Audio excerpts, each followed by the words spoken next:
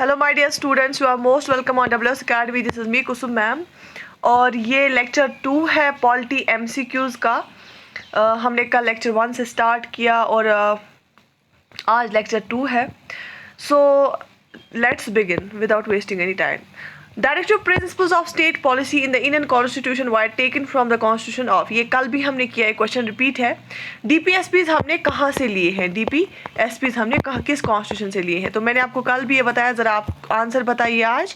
Options are Canada, Britain, Ireland and US. So the right option is, हमने ये जो DPSPs है इनको हमने आयरलैंड से लिया है, आयरिश कॉन्स्टिट्यूशन से लिया है. ठीक है. As per Indian constitution the right to property is जो अगर हम अपने कॉन्स्टिट्यूशन की बात करेंगे, इंडियन कॉन्स्टिट्यूशन की बात करेंगे, तो राइट टू प्रॉपर्टी कौन सा राइट है? ठीक है, ये क्या है? ये फंडामेंटल राइट है क्या, नेचुरल राइट है, लीगल राइट है या मॉरल राइट है? देखिए, जो इसका सही आंसर है वो क्या है? ये लीगल राइट है. जो राइट टू प्रॉपर्टी है that is a legal right. क्यों? क्योंकि हमारे ओरिजिनल कॉन्स्टिट्यूशन में 7 फंडामेंटल राइट्स पहले थे, लेकिन अब कितने हैं? 6. क्यों? क्योंकि हमने राइट टू प्रॉपर्टी जो फंडामेंटल राइट था उसको हमने डिलीट कर दिया. ठीक है, by constitutional amendment 44th constitutional amendment act. ठीक है, इसको हमने डिलीट कर दिया, किसको? राइट टू प्रॉपर्टी को. तो जो फंडामेंटल राइट होता है आप उसको डायरेक्टली कोर्ट जाकर चैलेंज कर सकते हैं उसकी वायलेशन को. लेकिन अब जो राइट टू प्रॉपर्टी है उसको हमने डिलीट किया फंडामेंटल राइट से और उसको हमने अंडर आर्टिकल 300A रखा. तो ये अभी क्या है? लीगल राइट है. फंडामेंटल राइट नहीं है, ये लीगल राइट है, राइट टू प्रॉपर्टी. यहाँ पे एक्सप्लेनेशन में आप पढ़ भी सकते हो. राइट डैश डैश ड्यूटीज़, अगर हम इसका ये देखेंगे, इसको कौन सा वर्ड? राइट ऑब्स्ट्रक्टिव ड्यूटीज़ नहीं आएगा, राइट इंस्ट्रक्टिव ड्यूटीज़ नहीं आएगा, राइट इम्प्लाइज ड्यूटीज़. देखो इसका क्या मतलब है. जैसे हमें कोई राइट हुकूक मिलते हैं तो हमें हमारी ड्यूटी क्या होती है फिर हुकूक मिलने के बाद? देखो क्या होता है, rights implies certain duties. For example, if one has a right to follow one's own religion, it is one's duty to allow others to follow their own. For example, अगर हमें हमारा कोई फंडामेंटल राइट मिलता है, for example हमें मिलता है right to freedom of religion, हमें ये हक दिया गया है कि आप कोई भी रिलीजन प्रोफेस कर सकते हैं, प्रैक्टिस कर सकते हैं.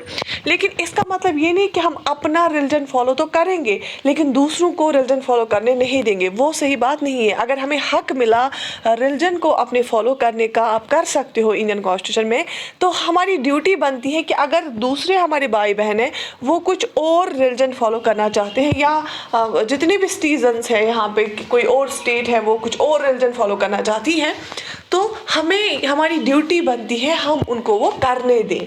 ठीक है, तो अगर हमें कुछ हक मिलता है उसके साथ साथ हमारी ड्यूटीज़ भी होती हैं. इंटरनली भी, मतलब इंट्रिंसिक ये एक होता है कि हमें एहसास होना चाहिए कि हमारी कुछ ड्यूटीज़ भी है.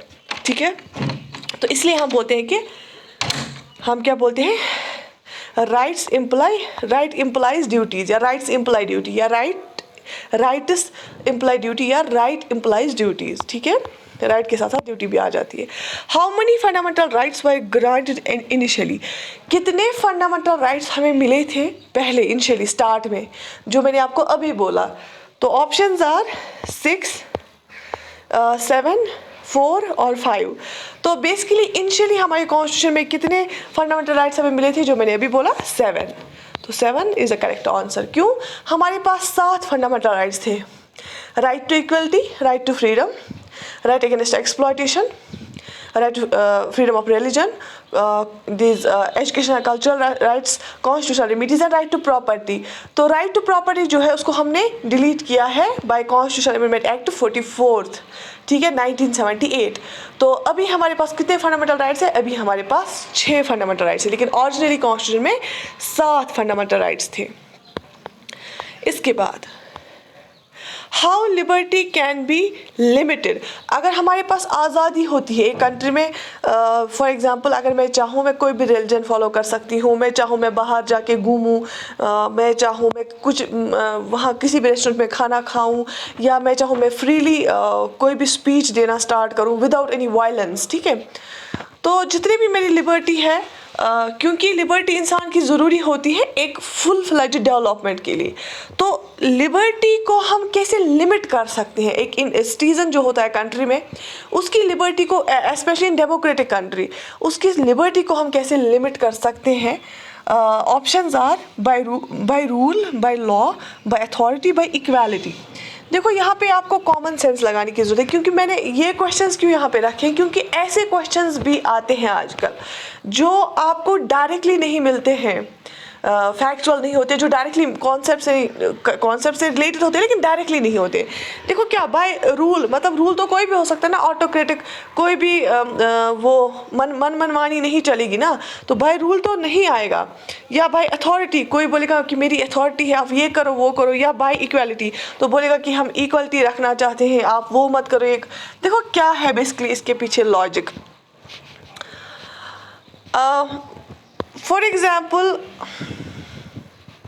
हमें है फंडामेंटल राइट टू फ्रीडम, उसमें हमारा एक राइट है कि आप कहीं पे भी रह सकते हैं, राइट टू रिजाइड और right to move freely within the country, वो होता है आर्टिकल 19 में फंडामेंटल राइट्स में, राइट टू फ्रीडम में।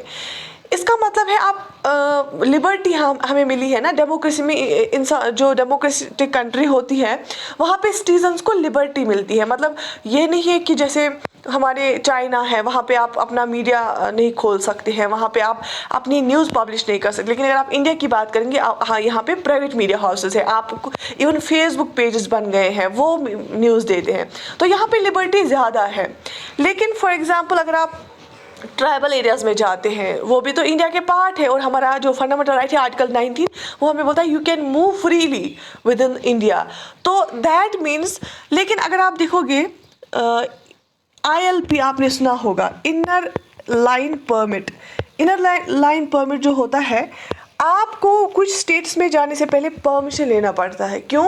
क्योंकि वहाँ पे ट्राइबल्स रहते हैं। तो इसका मतलब है हमारी लिबर्टी को लिमिट किया गया। क्यों लिमिट किया गया? सो दैट उनका हम कल्चर जो है प्रिजर्व कर सके, सो दैट उनके कल्चर को कुछ जो है मॉडिफिकेशन चेंज ना आ जाए और जो वो अनएक्सेप्टेबल होते हैं उनके लिए।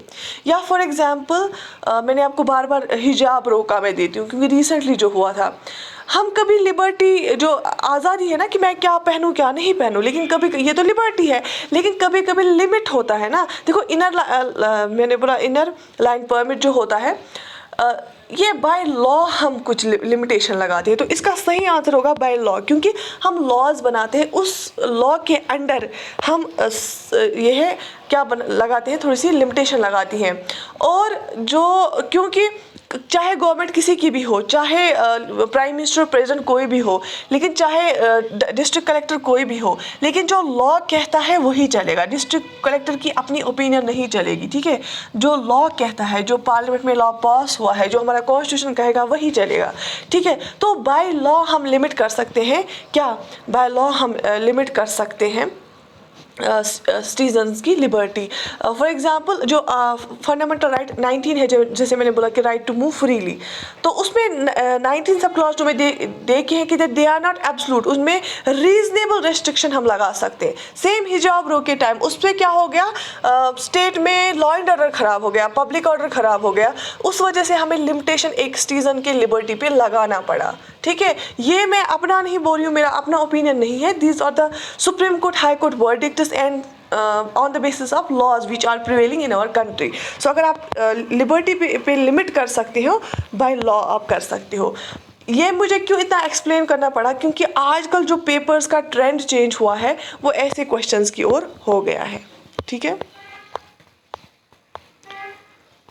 आप यहाँ पे एक्सप्लेनेशन पढ़ सकते हो, क्योंकि जो हमारी कंट्री में लिबर्टी है वो एब्सोल्यूट नहीं है। देखो एब्सोल्यूट कब होती है कोई चीज़?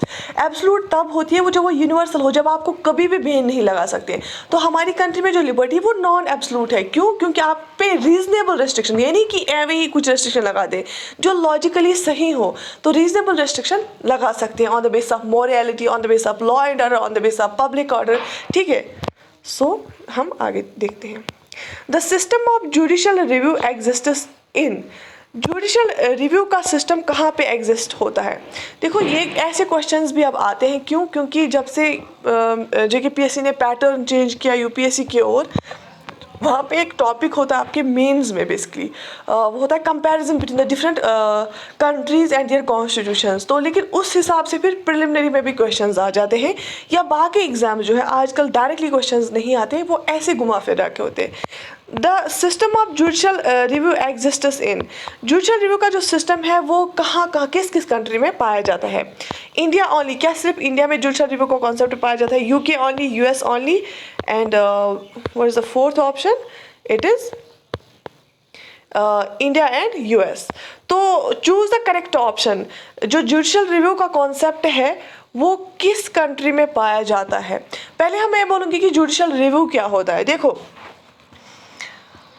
जहाँ पे भी जो रिटन जो जैसे फेडरल कंट्रीज़ होती है ना, जैसे यूएस है, इंडिया है, यहाँ पे रिटन कॉन्स्टिट्यूशन है दोनों कंट्रीज़ में, और constitution is the highest law of land. Constitution को बिल्कुल हाईएस्ट माना जाता है, इवन पार्लियामेंट से ऊपर कॉन्स्टिट्यूशन होता है यहाँ पे। इसका मतलब ये है कि हमें किसके अंडर चलना है? हमें कॉन्स्टिट्यूशन के हिसाब से चलना है। पार्लियामेंट को कॉन्स्टिट्यूशन के हिसाब से चलना है, स्टेट लेजिस्लेचर को कॉन्स्टिट्यूशन के हिसाब से चलना है। अब अगर यहाँ पे कोई लॉ बनता है, ठीक है, कोई लॉ बनेगा और कॉन्स्टिट्यूशन के खिलाफ होगा या कॉन्स्टिट्यूशन से थोड़ा बाहर होगा, तो जुडिशरी हमारे पास होती है जो लॉज को रिव्यू करती हैं। जितने भी वो लॉज बनते हैं उनको रिव्यू किया जाता है, उसको हम जुडिशल रिव्यू बोलते हैं। वो देखते हैं कि अगर इन्होंने कोई लॉ बनाया, क्या ये कॉन्स्टिट्यूशन के अकॉर्डिंग है या नहीं है, ठीक है, तो इसको हम जुडिशल रिव्यू बोलते हैं। इसमें इवन इसमें सिर्फ लॉ ही नहीं आएगा, कोई एग्जीक्यूटिव ऑर्डर भी अगर होगा तो सुप्रीम कोर्ट या हाई कोर्ट को लगेगा कि that it is against our constitution, it is against the spirit of our constitution, तो वो क्या करेगी? वो जुडिशल रिव्यू का यूज़ करके उसको नल एंड वाइड करार देगी, ठीक है। जैसे एक वो NJAC आया था, नेशनल जुडिशरी जो अपॉइंटमेंट कमीशन आया था 2014 में, उसको सुप्रीम कोर्ट और हाई कोर्ट ने क्या किया? नल एंड वाइड करार दिया, ठीक है। समझ आई बात यहाँ तक? तो कहाँ कहाँ पे जुडिशल रिव्यू का कॉन्सेप्ट पाया जाता है? देखो हम इंडिया में ये जुडिशल रिव्यू का कॉन्सेप्ट है, लेकिन हमने ये कहाँ से लाया है? हमने इसको लाया है यूएस से। तो इंडिया और यूएस में जुडिशल रिव्यू का कॉन्सेप्ट पाया जाता है, ठीक है बच्चा लोग। चले, When was 0R introduced in the parliamentary affairs in India? हमारे जो है पार्लियामेंट्री जो प्रोसीजर होता है, पार्लियामेंट जब सेशन में आ जाता है, वहाँ पे आपको पता है क्वेश्चन आवर होता है, 0 आवर होता है, नो कॉन्फिडेंस मोशन हो जाती है। सबसे पहले तो क्वेश्चन आवर होता है, हम क्वेश्चंस पूछते हैं मिनिस्टर से, प्राइम मिनिस्टर से, ठीक है। तो 1 आवर इसमें है कि इसका नाम है 0 आवर, ठीक है, वो क्वेश्चन आवर के बाद 0 आवर होता है। ये 0 आवर जो है ये कब इंट्रोड्यूस किया गया इंडिया की जो है पार्लियामेंट में? Options are 1952, 1962, 1972 and 1982।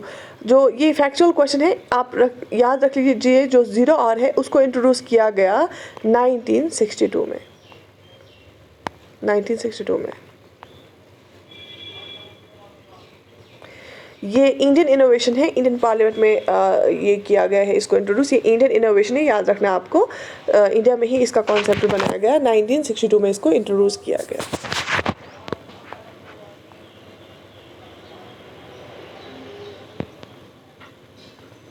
तो 0 आवर में हम वो क्वेश्चंस पूछते हैं जो पब्लिक इंपॉर्टेंस के क्वेश्चंस होते हैं विदाउट प्रियर परमिशन, और ये रूल्स ऑफ प्रोसीजर में मेंशन नहीं है, लेकिन 1962 में हमने इंट्रोड्यूस किया है पार्लियामेंट में। अब एक और question, the maximum number of members of Lok Sabha and Rajya Sabha has been fixed by constitution of India respectively as. कितने मैक्सिमम नंबर्स ऑफ होने चाहिए किसमें? लोकसभा में और राज्यसभा में कॉन्स्टिट्यूशन ने क्या फिक्स किया है? ऑप्शंस आर, पहला ऑप्शन है यहाँ पे 500 and 250, 525 and 270, 537 and 275, 545 and 250। देखिए यहाँ पे हमें अगर फुल सही आंसर नहीं होगा तो हमें मोस्ट अप्रोप्रिएट देखना होता है। देखो अगर हम ये बोलते हैं कि कॉन्स्टिट्यूशन ने कितना बोला, देखो राज्यसभा के लिए तो 250 बोला है मैक्सिमम स्ट्रेंथ, तो ये दो ऑप्शंस एलिमिनेट हम करेंगे। जो लोकसभा है ना, लोकसभा के लिए 552 पहले था, हम 552 अभी रखते हैं, तो इसमें इन दो में से कौन नज़दीक है? 545 वाला, तो ऑप्शन 4 आ जाएगा। क्योंकि मैं देखो कुछ एग्जाम्स में हो जाते हैं, कुछ ऐसे क्वेश्चंस आते हैं जिनका अप्रोप्रिएट आंसर नहीं होता, लेकिन थोड़ा सा हम चारों में से फिर देखते हैं कि कौन सा ज़्यादा अप्रोप्रिएट है, ठीक है। तो यहाँ पे अगर हम देखेंगे 4th ऑप्शन ज़्यादा अप्रोप्रिएट है। देखो क्या है, लोकसभा के लिए कॉन्स्टिट्यूशन ने रखा था 552 एंड राज्यसभा के लिए 250 रखा था, होना चाहिए। अभी अगर हम स्ट्रेंथ की बात करेंगे, लोकसभा में 543 है और राज्यसभा में 245 है, अगर हम अभी की बात करेंगे। क्यों? पहले जो 2 एंग्लो इंडियंस को जो है प्रेसिडेंट नॉमिनेट करता था, उसको इस बार कॉन्स्टिट्यूशनल अमेंडमेंट एक्ट से ख़त्म कर दिया गया। अब एंग्लो इंडियंस को हमें रिप्रेजेंटेशन नहीं देनी है। तो अब इसका मतलब है अब जो स्ट्रेंथ होनी चाहिए, मैक्सिमम स्ट्रेंथ लोकसभा की, वो 552 नहीं बल्कि 550 होनी चाहिए और राज्यसभा में 250 होनी चाहिए। लेकिन एट प्रेजेंट कितने हैं? एट प्रेजेंट लोकसभा में 543 मेंबर्स हैं और राज्यसभा में 245 मेंबर्स हैं। लेकिन अब मैक्सिमम स्ट्रेंथ क्या होनी चाहिए? राज्यसभा में 250 और लोकसभा में 550। 552 था, लेकिन 2 एंग्लो इंडियन मेंबर जो एंग्लो इंडियन मेंबर्स हैं उनका जो है इस बार क्या कर दिया गया? इस बार से वो ख़त्म कर दिया गया। अब एंग्लो इंडियन मेंबर्स को रिप्रेजेंटेशन देने की ज़रूरत नहीं है हमारे यहाँ पे। एक और question, what is the maximum time interval permissible between 2 successive sessions of the parliament? 2 sessions जो पार्लियामेंट के होते हैं ना, तो उनके बीच में मैक्सिमम गैप कितना होना चाहिए? फॉर एग्जांपल ऐसा भी होगा कि कभी गवर्नमेंट, मैं आपको एक्सप्लेनेशन में डिफरेंट चीज़ें क्यों बताती हूँ, क्योंकि अगर ये क्वेश्चन डायरेक्टली ना आ जाए, लेकिन जो मैं आपको एक्सप्लेनेशंस में और कॉन्सेप्ट्स बता रही हूँ, उन कॉन्सेप्ट्स की वजह से आप क्वेश्चंस को सॉल्व कर सको। ठीक है? तो अब अगर सेशंस हमारे होते हैं, पार्लियामेंट सेशन में आ जाता है और अपना काम करता है, लॉ बनाने का काम करता है, क्वेश्चन आवर का काम करता है। कभी गवर्नमेंट क्या चाहती है, जैसे कोविड हो गया, कोविड में पहले फर्स्ट वेव में गवर्नमेंट फेल हो गई ज़्यादा जगहों पे। क्यों? क्योंकि अचानक हो गया था और इसका कुछ एक्सपीरियंस भी नहीं था। तो गवर्नमेंट को डर था कि अगर हम पार्लियामेंट सेशन करेंगे तो क्वेश्चन आवर में हमें कुछ ऐसे क्वेश्चंस पूछे जाएंगे जिस वजह से हमारी गवर्नमेंट की वीकनेस सामने आ जाएगी। तो उन्होंने कोई मौका ही नहीं दिया। पहले तो वो सेशन ही नहीं कर रहे थे और फिर उन्होंने क्वेश्चन आवर को स्किप किया। तो इसीलिए हमारे कॉन्स्टिट्यूशन में ये बताया गया है कि क्या पता कभी गवर्नमेंट चाहेगी कि अपने आप को बचाने के लिए वो सेशन ही ना करे। ठीक है? तो इसलिए हमारे कॉन्स्टिट्यूशन में बताया गया है कि दो पार्लियामेंट सेशंस के बीच में कितने जो है कितना टाइम इंटरवल होना चाहिए। तो जो टाइम इंटरवल है, मैक्सिमम टाइम इंटरवल, वो 6 मंथ होता है। तो दैट मीन्स 1 साल में 2 बार एटलीस्ट पार्लियामेंट मिलना चाहिए। यूजुअली हमारे पार्लियामेंट्स के 3 सेशंस होते हैं। ठीक है? लेकिन मैक्सिमम क्या होते हैं, 6 महीने अगर 2 सेशंस के बीच में होंगे तो वो मैक्सिमम होने चाहिए। तो अगर कम से कम पार्लियामेंट सेशन में आ जाएगा, वो साल में 2 बार आना चाहिए। ठीक है? यहाँ तक समझ आ गया? डू राइट इन कमेंट्स कि आपको इम्प्रूवमेंट हो रही है इन क्वेश्चन आंसर्स की वजह से कि नहीं। ठीक है? तो इसके बाद, In case the president wishes to resign, to whom he is to address his resignation letter? अगर प्रेसिडेंट चाहेगा कि वो उसका अभी टेन्योर चल रहा है और वो चाहेगा कि वो उसको रिज़ाइन करना है, तो किसको देगा वो रेजिग्नेशन लेटर? क्या वो चीफ जस्टिस ऑफ इंडिया को देगा, क्या सेक्रेटरी ऑफ लोकसभा को देगा, क्या वाइस प्रेसिडेंट को देगा, या प्राइम मिनिस्टर को देगा? So choose the correct option. बहुत ईजी क्वेश्चन है लेकिन कंफ्यूजिंग क्वेश्चन है, कभी कभी लोग कंफ्यूज हो जाते हैं। तो प्रेसिडेंट किसको अपनी रेजिग्नेशन लेटर देता है? प्रेसिडेंट देता है वाइस प्रेसिडेंट को। जी हाँ, वाइस प्रेसिडेंट को देता है प्रेसिडेंट अपनी रेजिग्नेशन लेटर। ठीक है? The voting age in India was lowered from 21 year to 18 years through। पहले यहाँ पे वोटिंग एज क्या थी? 21 ईयर का जो बंदा होता था उसको वोट देने का हक दिया जाता था, लेकिन उसके बाद चेंज की गई। अब जो यहाँ पे 18 ईयर्स का बंदा होता है, 18 ईयर्स का जो भी एडल्ट होता है, उसको वोट देने का हक दिया जाता है। क्योंकि यहाँ पे अडल्ट, यूनिवर्सल एडल्ट फ्रेंचाइज है। यूनिवर्सल एडल्ट फ्रेंचाइज का मतलब है जो भी एडल्ट होगा 18 ईयर्स से ऊपर, उसको वोटिंग राइट दिया जाता है। चाहे वो अमीर फैमिली का होगा, गरीब फैमिली का होगा, चाहे वो किसी भी कास्ट का होगा, किसी भी रिलीजन का होगा। तो यहाँ पे यूनिवर्सल एडल्ट फ्रेंचाइज है। अभी क्या मिनिमम एज है इसके लिए? 18 ईयर्स के बंदे को यहाँ पे वोटिंग राइट दिया जाता है। तो पहले क्या था? पहले था 21, अब है 18। तो 21 to 18 कम कैसे किया गया? क्या प्रेसिडेंशियल ऑर्डिनेंस से किया गया, कॉन्स्टिट्यूशनल अमेंडमेंट से किया गया, एग्जीक्यूटिव ऑर्डर से किया गया, पार्लियामेंट्री लेजिस्लेशन से किया गया? मैंने ये बहुत बार पढ़ाया है। इसको कैसे कम किया गया? कॉन्स्टिट्यूशनल अमेंडमेंट से कम किया गया। और किस कॉन्स्टिट्यूशनल अमेंडमेंट से? 61st कॉन्स्टिट्यूशनल अमेंडमेंट से। याद रख लेना, क्वेश्चन आ जाता है। ठीक है? Indian constitution has divided the power and function of the state into. जो भी यहाँ पे जितने भी आइटम्स होते हैं, लिस्ट ऑफ आइटम्स होते हैं, जितनी भी फंक्शंस होती हैं गवर्नमेंट्स की, उनको मैंने बोला यहाँ पे फेडरल सिस्टम है, पावर्स को डिवाइड किया गया है between the centre and the states. और कितने लिस्ट्स में रखा गया है, मैंने आपको ये बार बार पढ़ाया, क्या 2 लिस्ट्स में, 3 लिस्ट्स में, 4 लिस्ट्स में या 5 लिस्ट्स में? जी हाँ, इनको रखा गया है 3 लिस्ट्स में। एक होता है यूनियन लिस्ट, दूसरा होता है स्टेट लिस्ट और तीसरा होता है कंकरेंट लिस्ट। ठीक है, 3 लिस्ट्स में उनको डिवाइड किया गया और ये 3 लिस्ट 7th शेड्यूल में रखे गए हैं, 7th शेड्यूल में। ठीक है, ठीक है बच्चा लोग, चलें।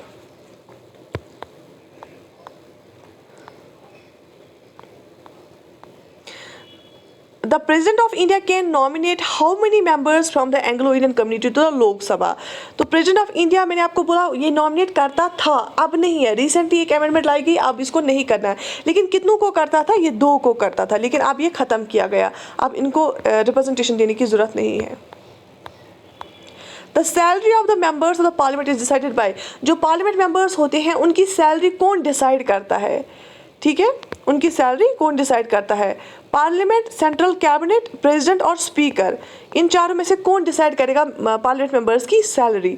तो इनकी कौन डिसाइड करता है? ये डिसाइड करता है पार्लियामेंट खुद। ठीक है, मेंबर ऑफ पार्लियामेंट की सैलरी डिसाइड खुद कौन करता है? पार्लियामेंट करता है। Who held the office of the Vice President of India for 2 full terms?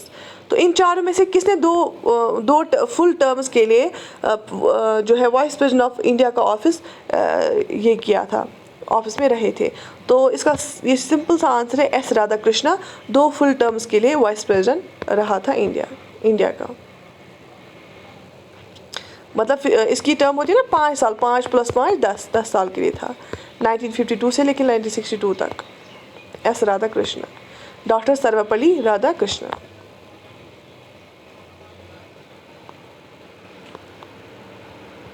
ठीक है, समझ आई यहाँ तक बात? मुझे लगता है इतना आज के लिए सफिशेंट है। मुझे आप रिव्यू कर लीजिए, क्या मैं कंटिन्यू रखूँ ये सीरीज़ या नहीं, और कितना इम्प्रूवमेंट आपको लगता है, कितना कॉन्फिडेंस आ जाता है, और कितने आपसे क्वेश्चन सॉल्व हो रहे हैं। ठीक है, बाकी I wish you all the best, take very good care of your self. मैं दूसरे कंपोनेंट्स की भी आज से MCQ स्टार्ट करूँगी, और हमारी जो बैच है, चाहे VLW का हो, NT का हो और KS के बैच हो, सबकी जो है रजिस्ट्रेशन ओपन है, आप ज्वाइन कर सकते हैं। ठीक है, so take very good care of your self. अल्लाह हाफिज़।